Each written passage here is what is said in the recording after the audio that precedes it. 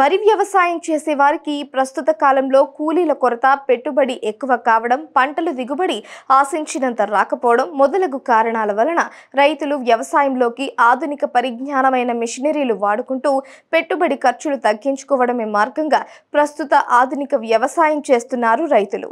ఆధునిక వ్యవసాయ పరికరాల ద్వారా వ్యవసాయం చేయడం వల్ల తక్కువ సమయంలో ఎక్కువ పొలాన్ని సాగు చేయటం మరియు పంట కోత ఖర్చులు, కూలీల ఖర్చులు మొదలుకొని తగ్గించుకోవడానికి రైతులకు మిషనరీలు ఎంతగానో ఉపయోగపడుతున్నాయి.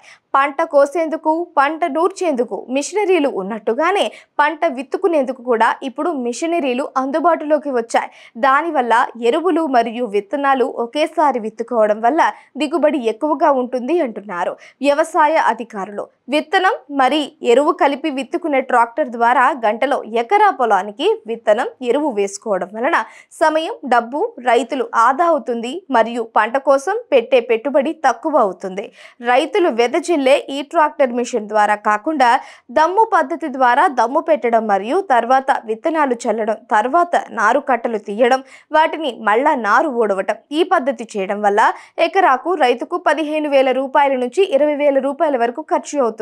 అదే వెద పద్ధతి ద్వారా ఈ మిషన్ ద్వారా చల్లుకుంటే 1,500 రూపాయలతో ఎకరాకి విత్తనం మొత్తం చల్లుకోవడం మరియు ఎరువు చల్లడం ఒకేసారి అయిపోతుంది.